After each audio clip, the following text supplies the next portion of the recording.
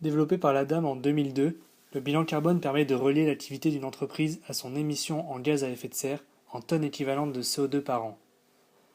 Effectuer son bilan carbone commence peu à peu à devenir une démarche plus habituelle pour les entreprises privées. Les institutions publiques et les particuliers commencent eux aussi à être sensibilisés à ce type de bilan, dans le but d'anticiper les conséquences du réchauffement climatique et celles de la disparition progressive des énergies fossiles. Où en est l'école des ponts à ce sujet? Commençons par en discuter avec les étudiants et le personnel de l'école. Que vous évoque le terme bilan carbone? C'est la survie de la planète, je pense. Pollution, bilan, taxes, Le bilan carbone par rapport à la cafette. réduction. J'en sais rien du tout. Est-ce que je vais utiliser ma voiture régulièrement ou non? Est-ce que je vais prendre les transports en commun? Donc il faut faire des économies d'énergie, je pense, pour éviter de polluer la planète. Environnement, mesures. Les élèves et le personnel de l'école des ponts sont-ils conscients des efforts entrepris dans le but de réduire le bilan carbone?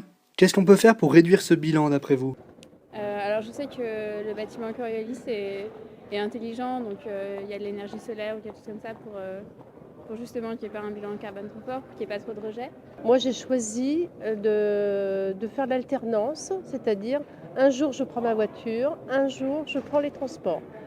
Bah vaguement, mais je serais pas capable d'en parler quoi. Je vois que l'architecte qui a fait le bâtiment, il a conçu avec du verre et de la ferraille. Nous pourrions développer le covoiturage. L'école tient pourtant cette question de l'environnement à cœur. L'inauguration récente du bâtiment Coriolis à énergie positive est une des preuves de ces efforts.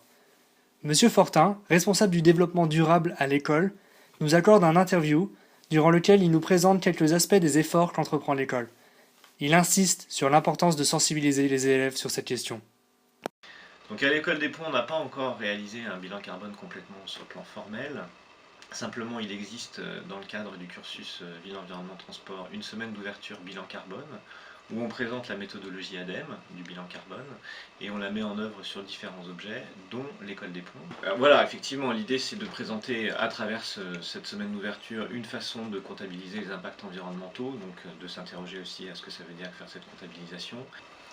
Et ensuite, notre idée est quand même dans un premier temps de faire un vrai plan de déplacement entreprise de l'école des ponts qu'on étendra plus tard, on espère, au campus, mais de partir de là pour proposer des solutions d'amélioration de notre bilan carbone. On a fait des efforts sur le bâtiment Coriolis, mais sur le bâtiment principal, ça va être compliqué.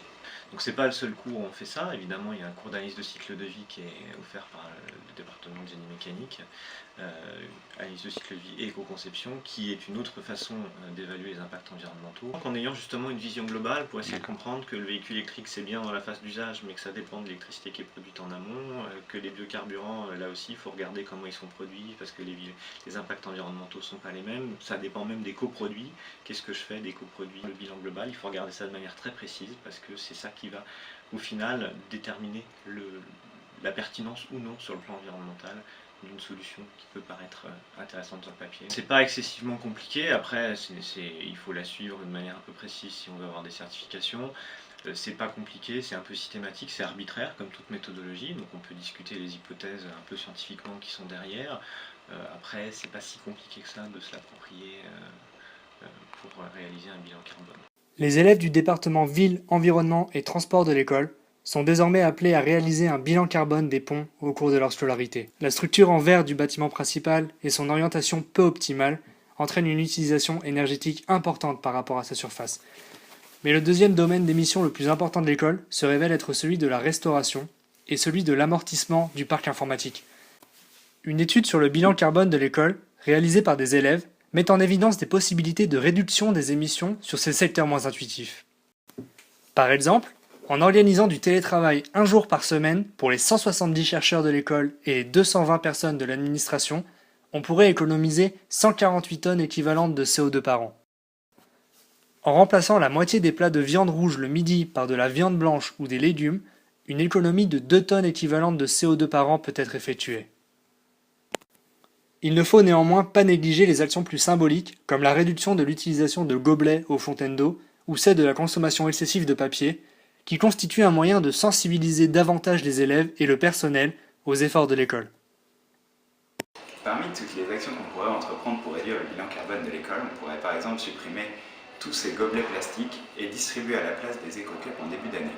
Cela permettrait en effet de réduire d'1 tonne d'équivalent carbone par an le bilan carbone de l'école. C'est hautement symbolique, mais ça fait partie de la cohérence du bilan carbone et c'est important pour l'opinion des gens sur ce bilan.